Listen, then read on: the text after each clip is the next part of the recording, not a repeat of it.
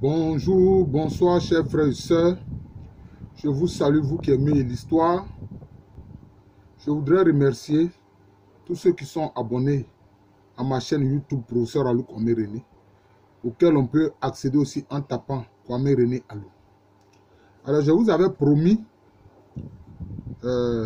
faire une série de vidéos avec le livre, l'ouvrage du professeur Siméon Kwaku Kwasi, ou Kwaku Kwasi Siméon, qui est intitulé Côte d'Ivoire côtière, entre parenthèses, Grand Bassam, Grand Laou, l'histoire du peuplement à partir des amas coquillers. Voici le livre. Voici le livre. Bon, je vois que c'est inversé là. C'est toujours inversé. Hein? C'est ce livre-là. Côte d'Ivoire côtière, l'histoire du peuplement à partir des amas coquillers. Et ça concerne les régions de Bassam et Grand Laou. Ça a été écrit par le professeur Kwaku Kwasi Siméon, qui enseigne à l'université Philippe Boigny d'Abidjan. Il est archéologue, professeur titulaire d'archéologie. Je vous avais dit que j'allais faire une série de vidéos sur son ouvrage. Je vous avais promis cela. D'ailleurs, je lui en ai parlé, il a dit il n'y a pas de problème. Voilà. Il n'y a pas de problème. Alors, donc, évidemment, je ne pourrais pas lire tout. Par exemple, je passe sur l'introduction générale, mais bon, disons, j'aborde déjà la première partie. Alors, il écrit que de nombreuses anciennes traces humaines sont mentionnées par les chercheurs qui se sont intéressés à la Côte d'Ivoire côtière, notamment Grand Bassam, Grand Laou. Les hominidés, dont l'identité n'est pas encore clairement définie, au regard des outils lithiques, c'est-à-dire en pierre, aux caractéristiques variées, sont présentés dans les traditions et les récits anciens comme des négriers phagocytés par des populations de grands nègres installés au néolithique. Donc vous voyez ici, il veut dire que les négriers ont été vraiment parmi les premiers qui vivaient de la chasse et de la cueillette. Et puis mais maintenant il y a les grands noirs, il parle des grands nègres, c'est-à-dire ceux qu'on a appelés les mélano-africains, venus donc de la région des Grands Lacs. Je pense que les négriers aussi sont venus de la région des Grands Lacs, mais le fait qu'ils ne faisaient pas de clairières dans la grande forêt noire ou la forêt Saint-Pervirente et que les rayons du soleil ne les touchaient pas, cela a fini par produire à la longue le fait qu'ils soient de petite taille. Le cadre physique, avec ce qui précède, a joué un rôle déterminant dans ce processus par l'apport en vivres et de matières premières indispensables à la fabrication des outils et des abris. C'est pour cette raison qu'il nous semble important d'en souligner les spécificités. De ce fait, il s'agira pour nous d'abord d'en donner les grands traits. Cette démarche nous amènera ensuite à mieux aborder les potentialités archéologiques de la zone telles qu'elles apparaissent dans les sources qu'il nous a été possible de consulter et enfin de mettre en exergue les travaux des archéologues de la première génération.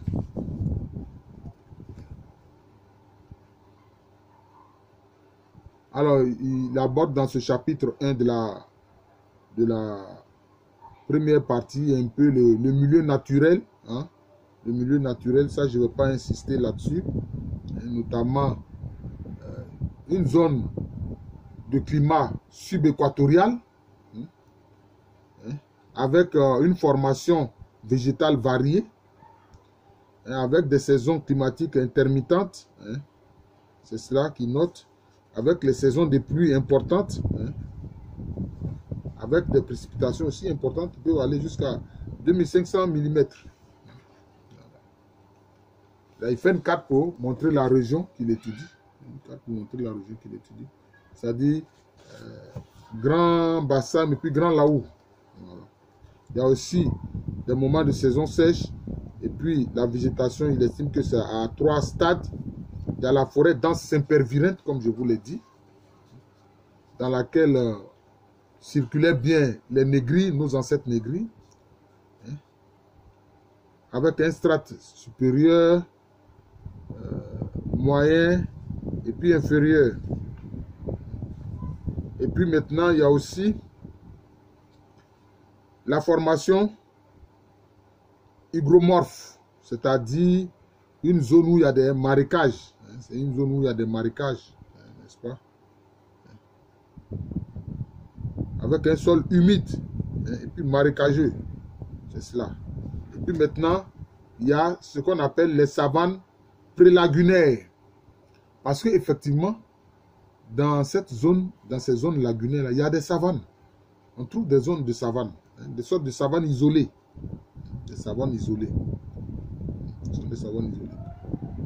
Qui sont semblables à une prairie, des savanes prélagunaires, etc.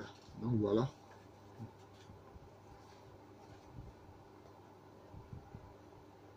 Il y a un relief qui est peu élevé, avec des cours d'eau qui sont de différentes natures. Des cours d'eau de différentes natures, c'est-à-dire il y a des fleuves, il y a des rivières, il y a des lagunes, etc. C'est cela. Des fleuves côtiers, etc.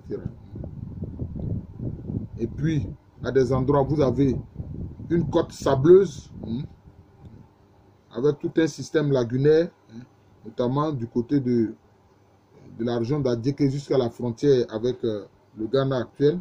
Il y a les lagunes de Grand Laou. Par exemple, les lagunes de Grand Laou, il y a par exemple la lagune Essaziassou, la lagune Sapou. Et puis il y a la lagune Tadio, Maké. Et puis Nyanzomou. Voilà. Et il dit que ça forme un plan lagunaire d'environ 230 km², ce qui est important quand même. Et ces lagunes, justement, souvent donnent sur l'océan. Il y a aussi, par exemple, la lagune Taba, du côté de Grand Laou. Et puis, vous avez la lagune Ébrié. Il y a d'autres éléments hydrographiques tels que le fleuve Bandama, le fleuve Komoé, etc. C'est cela. Le fleuve Bandama, le fleuve Komoé. Et puis, il y a plusieurs rivières côtières. Par exemple, il y a des rivières côtières de la région de Grand Laou. Par exemple, le Yokobwe, le Togro, le Bapero, le Bobom, qu'on appelle aussi Gobois, le Dogodon, le Krokrom, qui sont des affluents justement de la lagune Laou, c'est-à-dire qui se jettent sans doute dans la lagune Laou. Vous avez le Boubor, comme je l'ai dit, et puis vous avez le Go. Donc vous voyez que vraiment il y a un ensemble de cours d'eau. C'est cela. Et puis ces cours d'eau ont aussi des affluents. Des affluents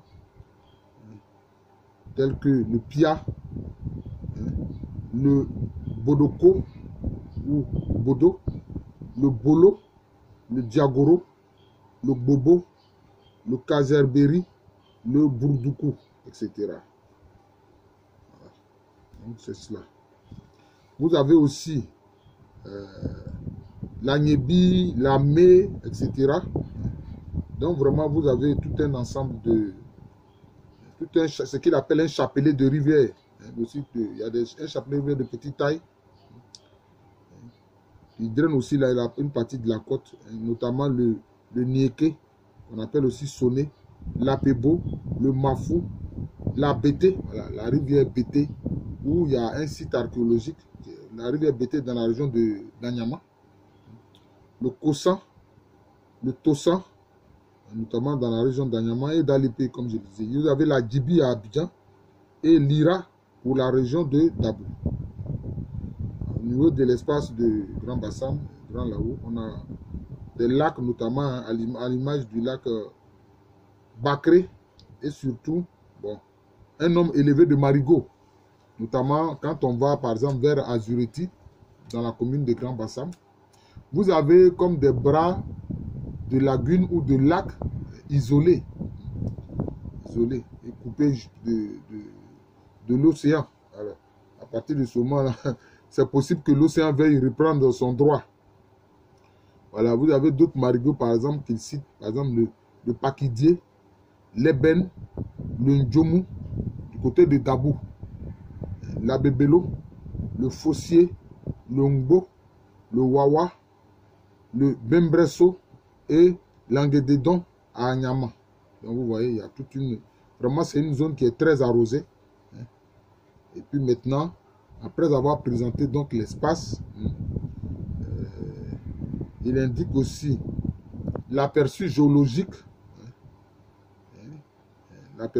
socle et bassin sédimentaires d'inégale répartition. Donc les socles et les bassins sédimentaires sont d'inégale répartition. Voilà. Il dit que ça s'est constitué au Quaternaire pendant la régression marine de l'Ogolien. Tout ça là, c'est des périodes, c'est-à-dire, disons, 20 000 à 15 000 ans avant Jésus-Christ, jusqu'à 12 000 ans avant Jésus-Christ. La côte ivoirienne est caractérisée par un socle qui occupe 97,50% du territoire et une couverture sédimentaire qui comprend la part récente. Bon, il montre une carte hein, à ce propos-là. Je crois que voilà, c'est la carte géologique qui montre. Voilà, que le professeur Kwaku Kwasu Simeon montre.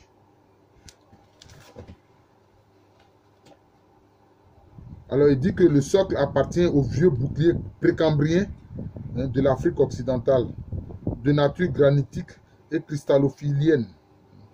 Ces formations ont été structurées au cours de deux orogénèses. La première, le cycle libérien, est composé de gneiss migmatite et de chalconite d'âge compris entre 3 millions et 2,3 millions d'années. Voilà.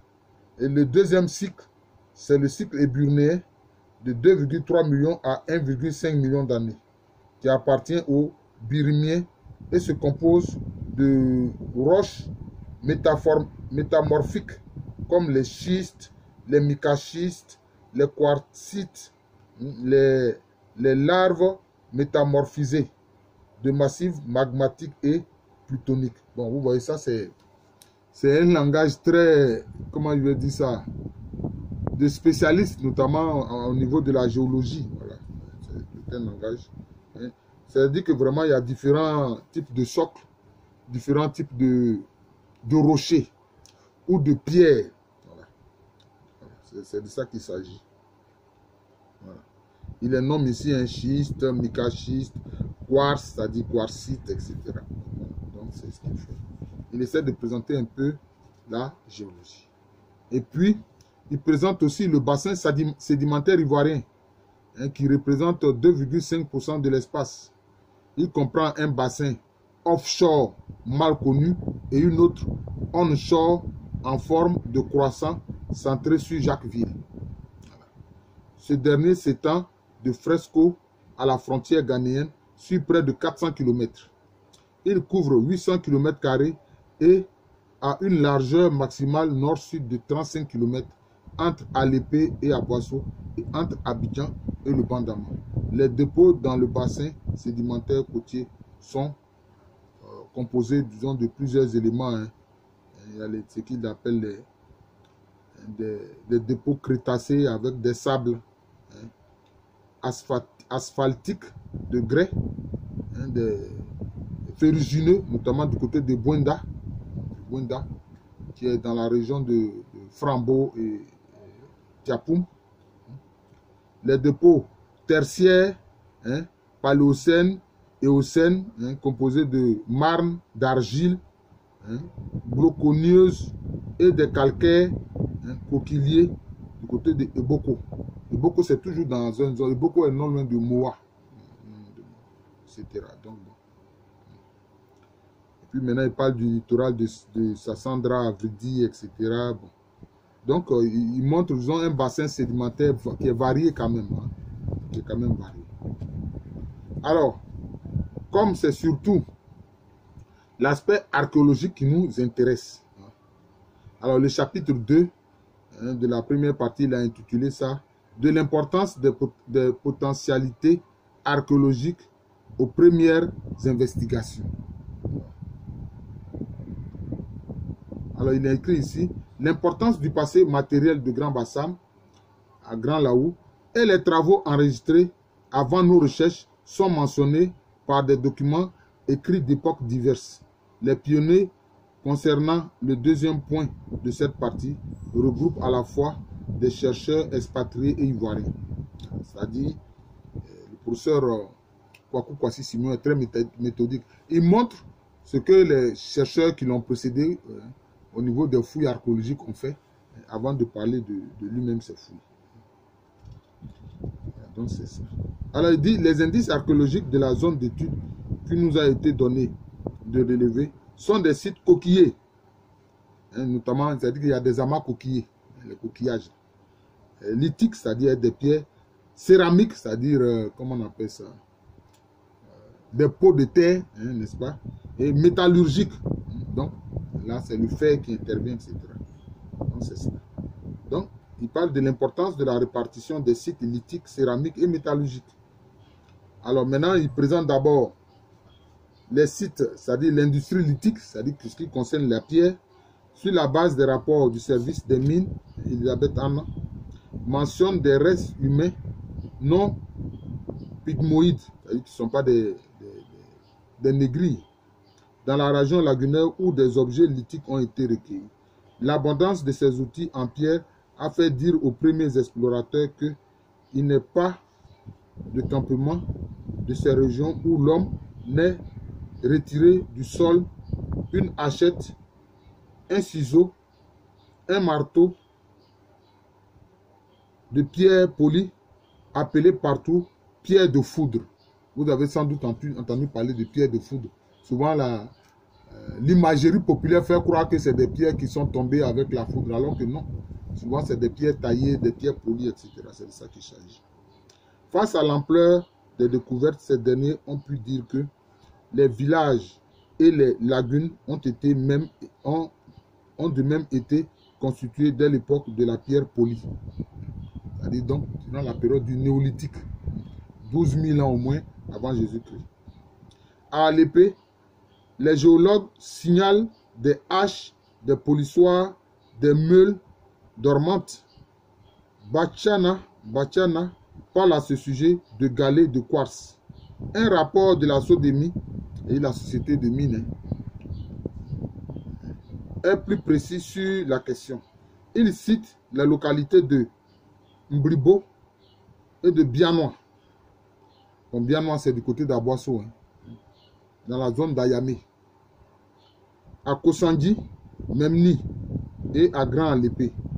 Des exemplaires de hachettes, de haches, de schiste, des ciseaux, de marteaux, de pierres polies ont été également trouvés sous des arbres. Gaston Joseph mentionne pour Jacquesville la mise au jour de haches. Henriette Diabaté nous apprend que le premier objet lithique découvert en Côte d'Ivoire par Harry en 1903, à savoir une hache polie, provient de Jacquesville. Dans la région de Grand Laou, les informations recueillies concernent des haches polies signalées à Lozoa. Lozoa qui est au bord de la lagune, mais ça a été créé par des Dida. C'est un village lagunaire. Où elles étaient utilisées comme objet de culte. Oui. Si c'est utilisé comme objet de culte, c'est que sans doute, ceux qui font le fond savent que ça vient des ancêtres. Mais ce ne sont pas des pierres qui sont tombées avec la foudre, non. Voilà. Donc c'est lié au culte ancestral. Voilà. C'est ça. Ce sont les ancêtres qui ont fait ça. La zone de Dabou connaît cette même dynamique. Notamment Songon Dagbe, Kosrou, Kwar, Orbaf et Toupa ont en effet livré des objets de pierre.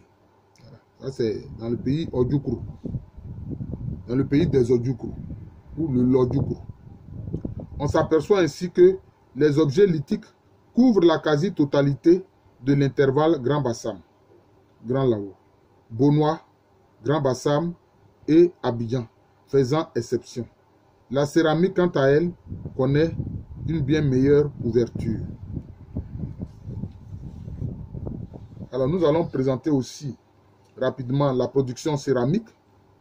Il y a une substance naturelle qui recouvre cette région côtière en abondance. C'est l'argile, matière première pour la production de la céramique. Les recherches de la Sodomie dans ce domaine confirment la tendance et ce dans plusieurs localités. Nous pouvons citer à ce titre la région de Grand Bassam, Bonois, Yaou, Mossou, l'île Boulé. L'île Boulé qu'on appelle, le nom local, c'est Azigbo. Voilà, Azigbo. Azigbo. Ça veut dire que l'île des Aïzi, c'est ce que ça veut dire. La région d'Abidjan, notamment Yopougon Kouté, Abadjan Kouté, Abadjan Doumé, pardon, et Adjopo Doumé. Voilà. Adjopo Doumé, là, c'est sur la route de Bonois. Bon, Yopougon Kouté, vous connaissez, hein, c'est le village principal des Hébreux Yopougon. La région d'Alépé, Petit Alépé, Bongo, Ogedoumé. La région d'Anyama, Atiekwa, Brofo Doumé, Atingué, Gounioubé, Adatie Sud. La région de Dabou, Tiaha, Tupa, Panda, Kosrou, Tari, Lopou. Voilà, donc ces zones-là, il y a une production céramique. Hein, voilà. Le constat aujourd'hui, c'est que la poterie a presque partout disparu, comme à Tiagba. Josette Rivalet fixe sa disparition à Jacquesville, en pays aladien, vers 1930. Dans les sources, la céramique est désignée très souvent par les termes poterie, canarie, assiette, marmite, ustensiles de cuisine, cuvette, en terre, pot, jarre. Sur son usage, il est indiqué qu'à l'épée, entre les villages d'Akwadio et Mbadon, plusieurs femmes transportent de l'eau avec des calebasses. Des villages des régions de Jacquesville et de Sikinsi s'inscrivent dans ce cadre, avec pour la première Jacquesville, Abrebi, Abra, Tefredi, Tabot, Avago. Bon, Abrebi c'est Aladjan, Abra, Tefredi, ce sont des villages Aïzi.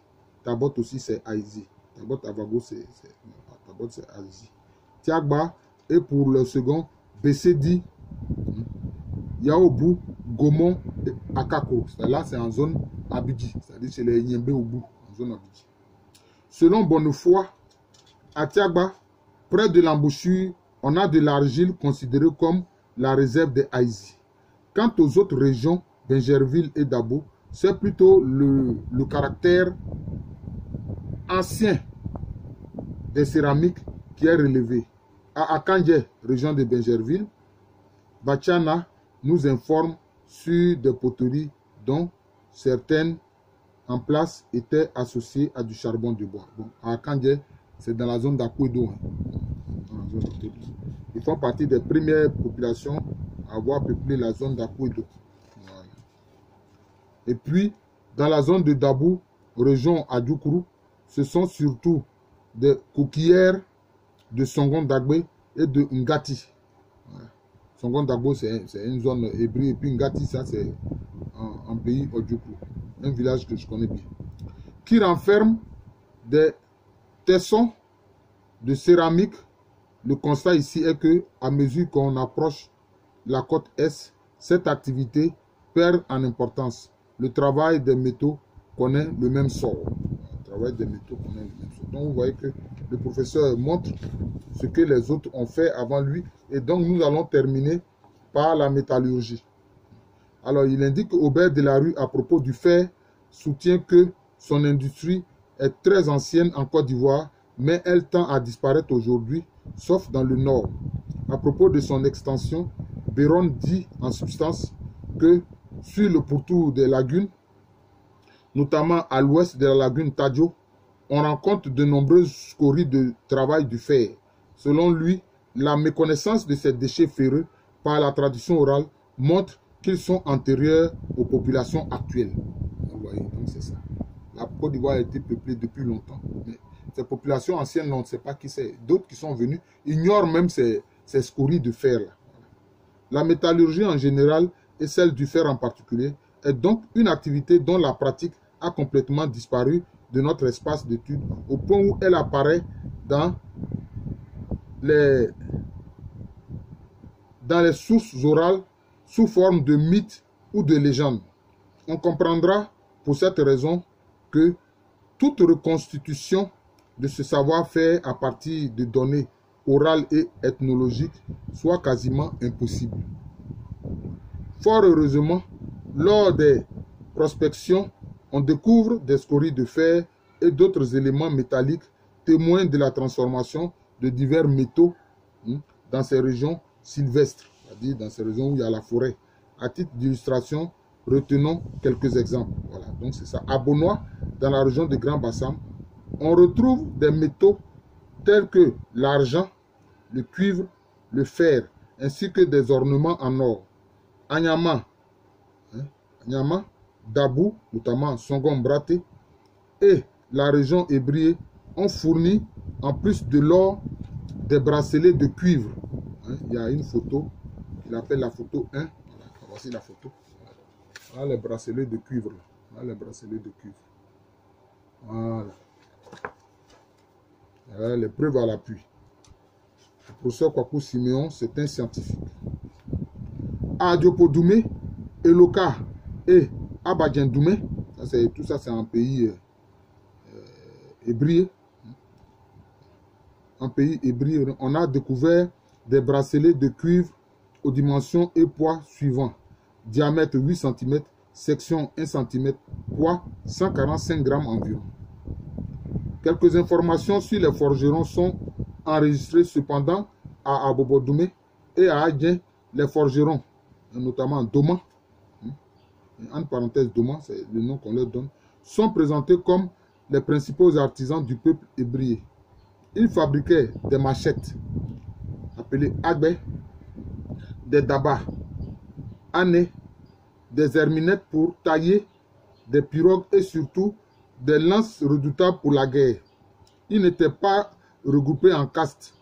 Tout hébreu, pour ainsi dire, qui savait extraire le minerai de fer, pouvait installer sa forge et engager un apprenti pour la manipulation des soufflets. Soufflets qu'ils appellent Adobe. Des hauts fourneaux ont, semble-t-il, autrefois été érigés. Ces indices anciens du travail du fer sont plus visibles à Sikinsi et à Jacquesville. Sikinsi en pays Abidji, Jacquesville en pays Aladji. En effet, dans la région Abidji, des traces de forges à Bessedi, Yaobo, Gaumont et Akakro sont identifiées, de même que des ornements d'or. La zone de Jacquesville semble avoir connu une activité métallurgique importante. Selon la tradition orale, les Aladjians travaillaient eux-mêmes le fer, le minerai de fer appelé Éthioboué. Ça c'est curieux.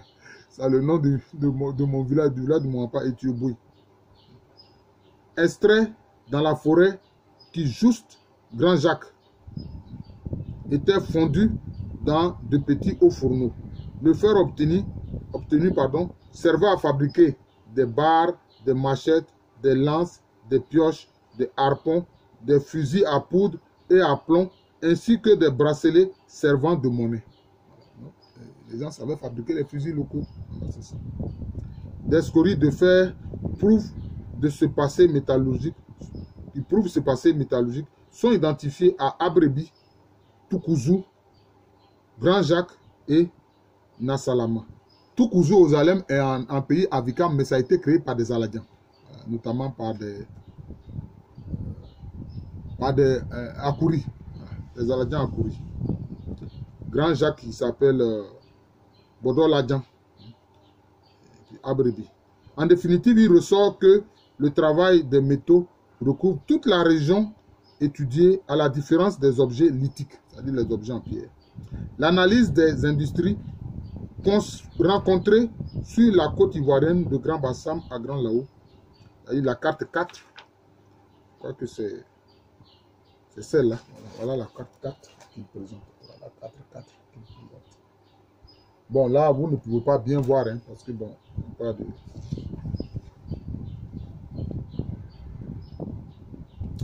est l'expression vivante de l'existence d'un substrat de peuplement ancien. Les amas coquillés le soulignent. Donc, il note que c'est des régions qui sont anciennement peuplées. Mais il y a quelquefois des populations qui sont là, qui ne savent même pas quels sont ceux qui ont été les auteurs de toutes ces créations. Je vous remercie, je vais m'arrêter là. C'est la présentation, j'ai commencé la présentation, la série de présentations du contenu de l'ouvrage du professeur Kwaku Kwasi Siméon, professeur titulaire d'archéologie, ouvrage intitulé Côte d'Ivoire côtière, Grand Bassam-Grand Laou, l'histoire du peuplement à partir des amas coquillés. Donc vous voyez, à partir des amas coquillés, il montre le peuplement ancien de cette partie de la Côte d'Ivoire. Je vous remercie, je suis le professeur Alou Kwame René, professeur titulaire d'histoire au département d'histoire de l'université Félix Houphouët-Boigny à Abidjan. C'est en Côte d'Ivoire, un pays situé en Afrique de l'Ouest. Merci encore et bonne journée à tous.